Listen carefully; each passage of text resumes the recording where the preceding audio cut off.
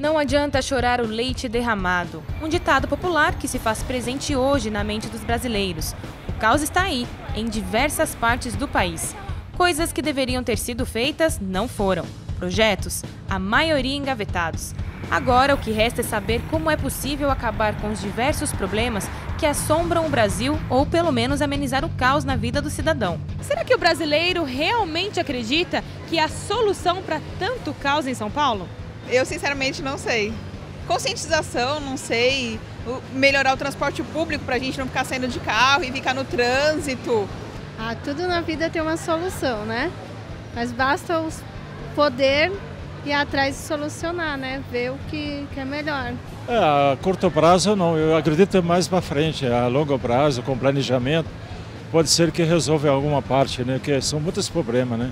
Eu acho que é muito difícil encontrar uma solução agora, porque a bagunça já vem de muito tempo. Diversas cidades pelo mundo já sofreram algum tipo de caos e grande parte conseguiu superar o problema.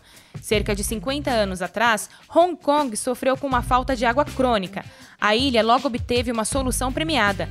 80% dos 7,2 milhões de habitantes passarão a ter descargas abastecidas com a água do mar. Não existem em Hong Kong reservas hídricas subterrâneas expressivas em seu solo rochoso, e as chuvas atendem apenas 1/4 da demanda. O restante é importado da China por meio de dutos submarinos ou trazido do mar. Em 2014, uma média de 760 mil litros cúbicos por dia foram usados com este propósito, o suficiente para encher 305 piscinas olímpicas. Nova York já foi vista como uma das metrópoles mais perigosas do mundo e alcançou em 1990 seu pico de homicídios, 2.262 em um ano, média de 188 por mês. Mas esse cenário mudou.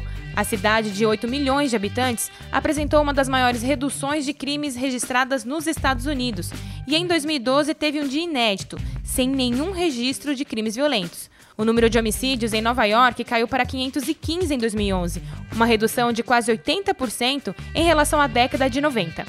Já em Barcelona, Londres e Paris, o modelo de transporte público adotado serve de inspiração. Em Paris, por exemplo, você tem a média de 2,2 carros por família, sendo que na rua você só os encontra no final de semana. É um belo exemplo de sistema integrado dos transportes.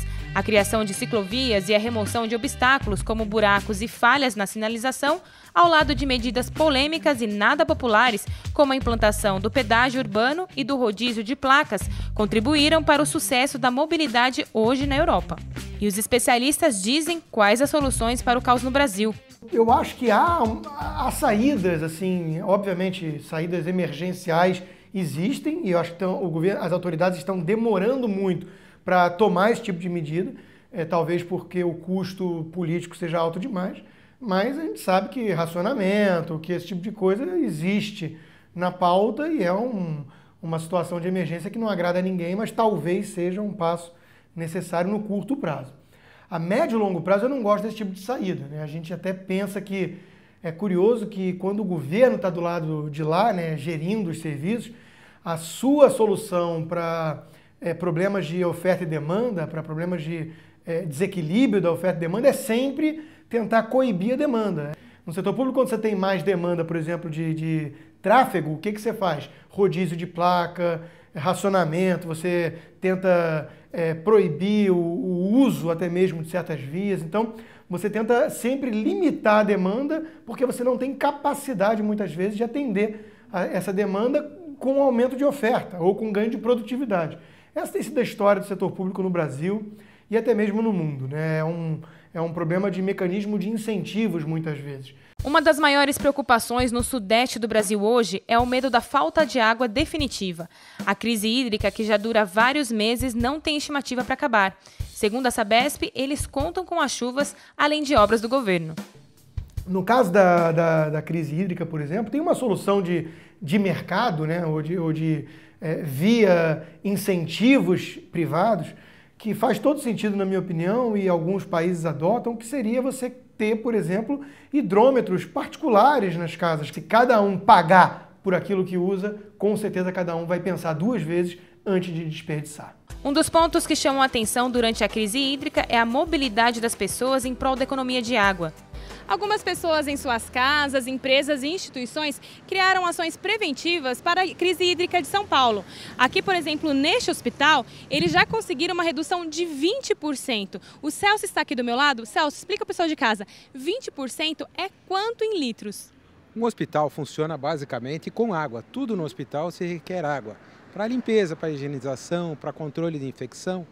Então, um hospital gastava, em média, 120 mil litros de água por dia. Com todo o esforço que foi feito na redução, hoje nós estamos trabalhando na faixa de 87 mil litros por dia. Ou seja, se economizou aproximadamente 34, 35 mil litros diariamente. Isso equivale a uma piscina, basicamente, né? Uma piscina residencial de um porte médio.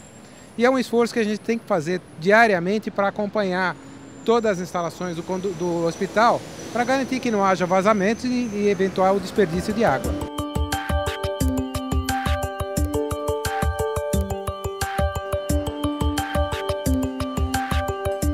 Rafael, aqui no refeitório vocês também fizeram mudanças para ajudar na economia de água. Qual foi essa mudança? Olha, o sistema tradicional que a gente usava era uma bandeja lisa com 2 pratos. Só que a quantidade de água que a gente usa para lavar é muito grande. Então nós adotamos o sistema de uma bandeja só, com divisões, que faz uma economia muito grande de água e não mexe com nada. O pessoal gostou, não muda o sabor, absolutamente nada, é até mais higiênico.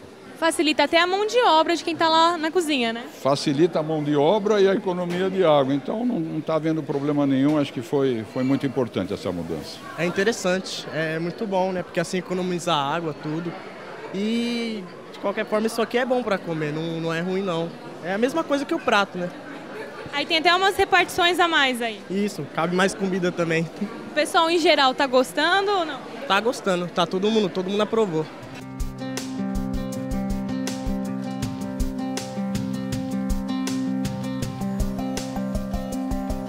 A gente está aqui agora com o Pedro, perto desses 2 tanques de oxigênio.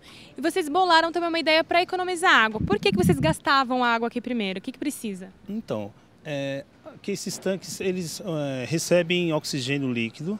E aí, na passagem de oxigênio líquido para gasoso, o que acontece? Ele começa a ter uma temperatura bem baixa.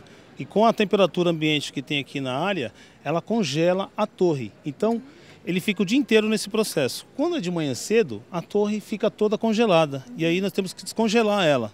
Que é por aquele chuveirinho lá em cima, né? Isso, o chuveirinho que está lá em cima. A gente abre o chuveiro, ele fica em torno de mais ou menos uns 40 minutos, 1 hora, 1h30 às vezes.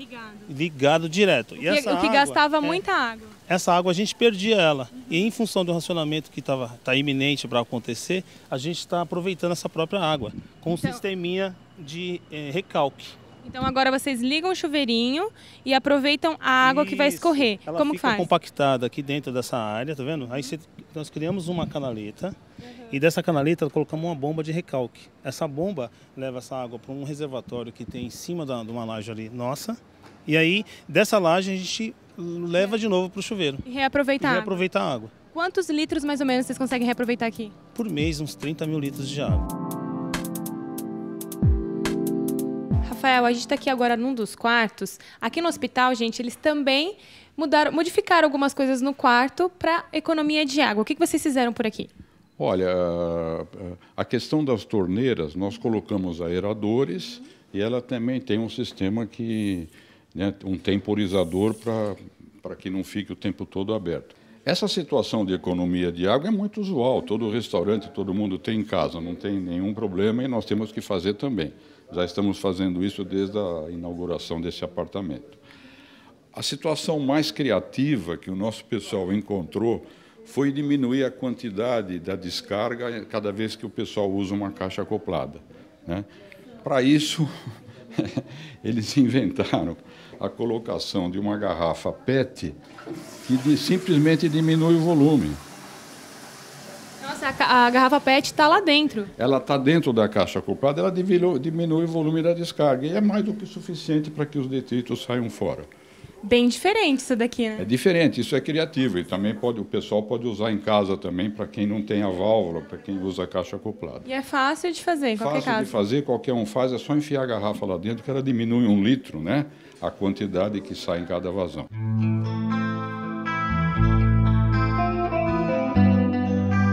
gente acabou de chegar aqui na UTI neonatal pediátrica, onde estão os bebês recém-nascidos que estão nas incubadoras ainda. Daqui a pouquinho prontos para ir para casa, né, doutor? E o doutor aqui vai explicar para a gente a importância de se ter água no hospital, principalmente nessas áreas. Explica o pessoal de casa. Bom, as doenças prevalentes, tanto em neonatos como em pacientes pediátricos, crianças, são doenças respiratórias. Então a gente precisa muito de gás, a gente precisa de oxigênio, muitas dessas crianças precisam de respiradores. Então toda forma de oxigenação é uma forma de oxigenação que exige umidificação. E umidificação é oxigenoterapia com água. Todos os respiradores que vocês vão ver, eles têm copos de umidificação. E a gente usa a umidificação também para dar gás umidificado para poder suportar e manter essas crianças vivas. Além da parte do suporte ventilatório, da manutenção da vida, a gente precisa também ter uma batalha muito grande contra a infecção.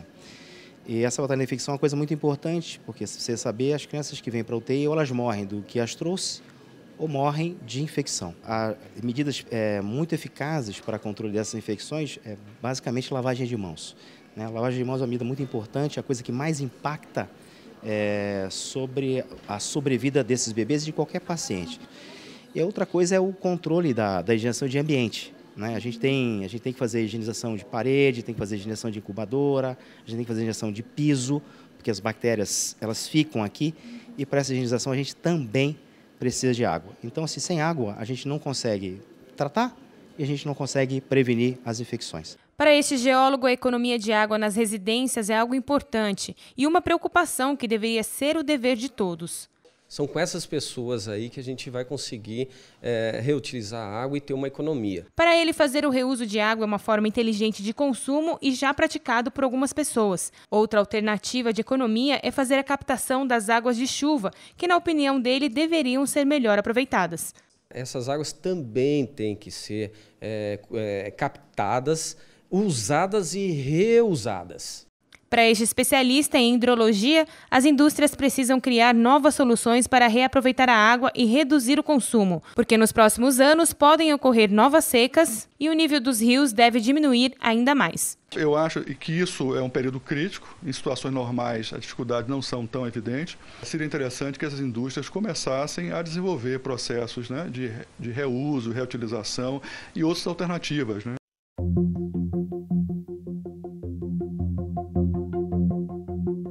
Para o governo, o fato dos transportes estarem superlotados e haver trânsito intenso nas grandes capitais mostra que as cidades têm crescido positivamente.